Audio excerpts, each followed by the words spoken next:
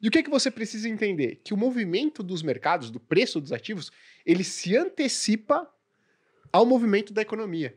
Então, se a gente está observando agora uma alta, poxa, no preço das ações, uma alta nos fundos imobiliários, né? Uma queda do dólar, pô, uma queda dos juros futuros, o que isso está entendendo?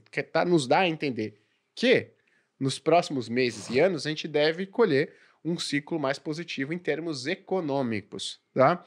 E quando a gente olha, né, destacando em termos econômicos, muito provavelmente, muito positivo, os ativos estão fazendo o quê nesse momento? Estão já antecipando o próximo ciclo, que normalmente é mais negativo, né? Então tem que tomar cuidado com capa da The Economist, né, ou outros veículos que cobrem única e exclusivamente economia, porque normalmente eles têm esse pé trocado. Eles estão olhando os dados econômicos, enquanto o mercado ele tende a antecipar, às vezes em bons anos, aí, o que vai ocorrer com a economia, tá certo? Tem um episódio legal de uma série que tá no Netflix, que é Alice in Borderland, acho que é o nome. E é basicamente um Jogos Mortais. Meio bizarro, né? Falar assim. Mas é tipo um Jogos Mortais com um anime, só que real Caraca! life. Muito louco lá. Meu namorado botou pra assistir, mas é legal. Não vem não, cara. Você gostou. Não, é maneiro, pô. É bom mesmo. É maneiro. E tem um episódio que tem um jogo lá que cada um tem 4 pessoas e cada uma pessoa tem que chutar um número de 0 a 100. E aí a pessoa que chutar mais longe da média meio que morre. E aí qual o dilema de fazer isso? Se você chutar de 0 a 100, você vai chutar no 50. Na verdade, quem chutasse mais longe, de 80% da média. Tem esse detalhe que é bastante importante. Então é um pouquinho sempre abaixo da média do chute. E aí, se você tiver 4 pessoas, ou qualquer número de pessoas, e elas tiverem que chutar um número de 0 a 100, a média vai ser 50. Mas, se você chutar 50, você vai ficar longe do 80% da média, que é o que você tem que ficar próximo. Então você vai chutar um pouco menos. E aí a média vai baixar. Se todo mundo pensar assim... Se todo mundo pensar assim, 80% é um pouco mais baixo também. E aí você fica indo nesse jogo. Por que isso é muito bom para você trazer para a Bolsa de Valores? Porque ela funciona exatamente assim.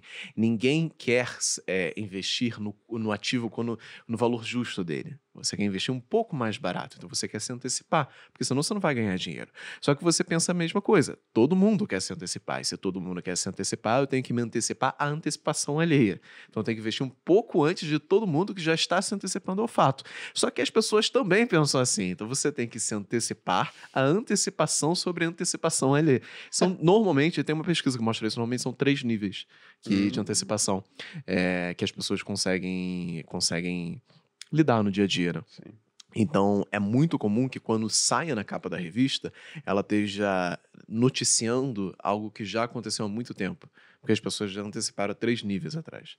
Então, você tem sempre que ficar esperto em relação a isso. Quando sai na capa da revista, normalmente é hora de você vender. Então não é o pensamento de segundo nível, é o de terceiro nível. Eu não vou nem botar minha mão no fogo nisso, porque eu não lembro o número exato, mas é de algo em torno de terceiro e segundo nível. Legal. Não, obviamente aqui eu vou abrir mão um pouco da humildade, porque nós da Speech estamos aumentando o risco na nossa carteira de investimentos desde o final do primeiro trimestre de 2022. Obviamente, a gente apanhou muito ao longo de 2022 inteiro. Por quê? Porque as pessoas falavam, pô, vocês estão aumentando o risco quando a inflação está subindo, quando o juros está subindo, quando os indicadores econômicos estão se deteriorando, quando tudo isso está acontecendo, e muito na contramão do mercado, né? Quando uma boa parte dos analistas vinham fazendo justamente o oposto, indo para ativos mais seguros. Mas, pô, esses mesmos analistas, né, uma boa parte do mercado, são os mesmos que recomendam Howard Marks, o mesmo que recomendam Warren Buffett, o mesmo que recomendam Ray Dalio. O que todos esses caras falam? Pô, esses caras falam o seguinte, né? Pô, você pode usar vários termos, mas basicamente se compre ao som dos canhões, venda ao som dos violinos, né?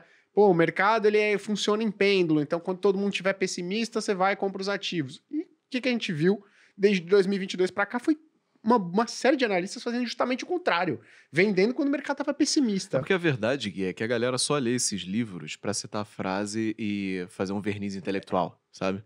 Para parecer que leu muita coisa, ou para parecer que conhece o trabalho de outra pessoa. Então ele meio que absorve a credibilidade alheia, citando 2 ou 3 frases desses livros, nunca parou para refletir sobre o que está escrito neles, às vezes nem leu. Um exemplo clássico, o investidor inteligente, conheço conto na ponta dos dedos, assim, as pessoas que realmente leram aquele negócio que tem 800 páginas, é um saco, porque é muito fácil você ver, porque tem várias coisas lá que não tem nada a ver com a Bolsa Brasileira, por exemplo, ação preferencial nos Estados Unidos não tem nada a ver com ação preferencial aqui.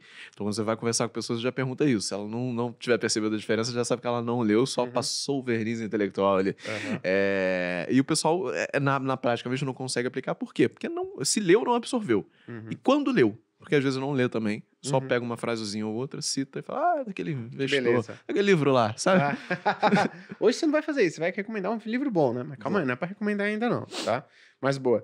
Tem o pessoal perguntando, deixa eu ver qual que foi o resultado. A galera quer que mantenha aqui, o segundo lugar foi terça-feira às 19 horas ao vivo. Sabe o que a gente pode fazer? A gente pode fazer 2 episódios.